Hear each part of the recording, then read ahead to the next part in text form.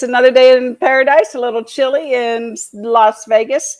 Little change of weather here, but I can see the sunshine this morning. I didn't walk because it was 29 degrees and a little bit too cold for me. Anyway, this is Ruthie Rocks and Jimmy Dag, and we are here to talk about real estate.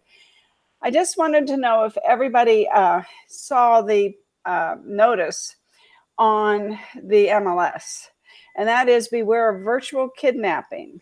And realtors in other parts of the country have been the victims of violent life virtual kidnapping scams. And they have lost thousands of dollars because they paid the ransom. And there's banks, apps, cash, Zelle were all used to collect the ransoms. And the FBI has been notified of this scam.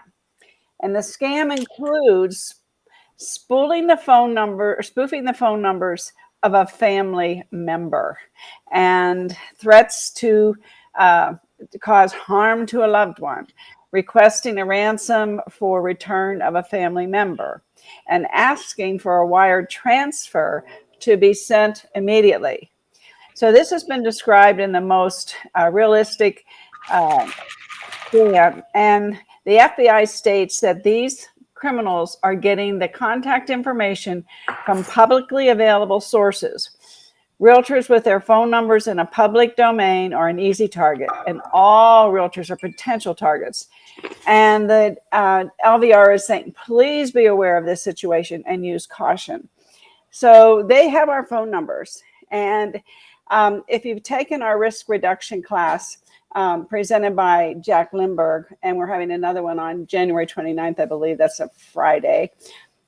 He gets into how easy and how quickly a person can find you and your personal information. And he shows in class how he does it under 3 minutes.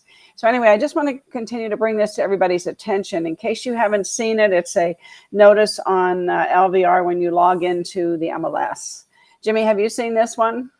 I have seen it. And, you know, the directors have minutes that are available to the members. If you go on Las Vegas Realtor website, and you can read the minutes from the directors meetings, and they talk about the number of emails they send to the members and the open rate. And it's about 28% of the members open an email.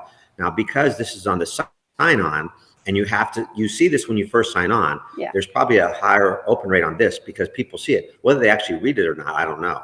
Yeah. Well, it's real, and all types of cybercrime are increasing across the board. It is becoming a major problem. Yesterday, we had to wire money to a title company, and when we got the read receipt from the title company, Jimmy, it also said somebody in Iceland read it as well, and that went to the title company. So, you know, I don't know. That's something new. And I'm going to talk to Jack about that because, and then we notified our bank because there was money being wired, and we notified the title company, and nobody, I mean, they don't know. They're not IT people. So then we had our IT company call both the bank and the title company because this isn't normal. And it's just not normal to see somebody in Iceland getting a read receipt on a realtor sending a title company information. Well, and it's probably some VPN. So it shows you Iceland, but it's not in Iceland. It's probably in Russia. And the scary part is they have bots now that could do this for them. It's not even people doing it. It's the computer doing it for them. They don't have to do any work at all. They set up the program, they run the algorithm, and the next thing you know, they have all this stuff. Yeah. And this is not just about money. This is about our safety. Mm-hmm. And that's why the board, I believe, is showing that, you know, they're saying they have a family member. This is an old scam, by the way. But now it's becoming easier, and they were targeting us. But this was an old scam years ago when people would make a phone call and say, hey, you know, I've got your granddaughter, and I need you to send me, you know, $75,000 or whatever it was. But that was a long time ago. But now this is a virtual scam.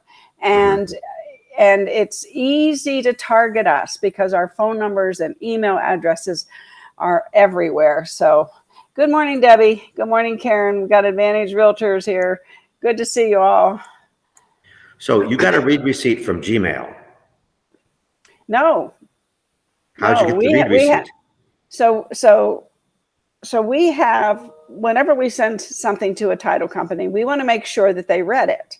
So we are on our own VPN. We're on our own private server.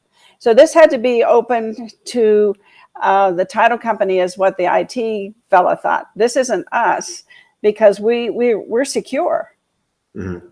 Or maybe we're not now. Maybe there's a loophole. I don't know. But the title company when we got the read receipt back from the title company, that the title officer read it.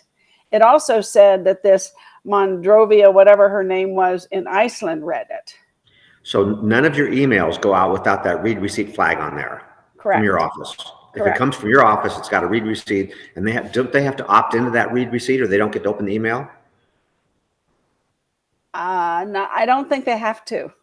Okay. I think they used to have to, but I don't Okay. think they have to anymore. Okay. But that's a good question. Jack comes back on the 6th. He's out of town. He's in Miami right now. Oh, Comes cool. back on the 6th. We'll ask him. We'll say, okay, get on this, Yeah. Jack. Yeah. We want to know, because he'll find out. So okay, so that's that. Let's look at the stats. All righty, let's see what I want to do here. I learned something. Let's see how well I learned it. I can put you over here, maybe. Come on. No, there you go. Whoops, I lost you. Hide this. Hide that. Show you. You don't need to show me. This is more important. The stats up there are way more important. Okay, let me hide you for a second. Okay, so we're down to 22 days of inventory. That's the news of the day. And I think it's probably normal for this time of year, but we'll see in a week or so. Hopefully the listings come surging back. We only listed 57 homes yesterday, but we put 73 under contract and closed 74. So those numbers tell you that we're not listing as many as we're closing. So that's going to decrease the inventory. And we upped our 125 sales per day to 126. And it'll probably compete with last year at 127 by the end of the month. We'll see. It all depends on how the weekends fall. And of course, our title companies are going to be closed on Friday. I believe they were closed on New Year's Eve. So I would imagine, I haven't heard yet. I don't know, Jimmy, maybe you know, if the title companies are going to be closed on Friday. I would hope not, being the last day of the year, but we shall see. We shall see. The non-owner occupied, the investors are still buying 45 homes a day, and we're selling 126 homes a day. And of those 126 homes, Jimmy, we're selling $4.4 million homes. So those are the stats for the day.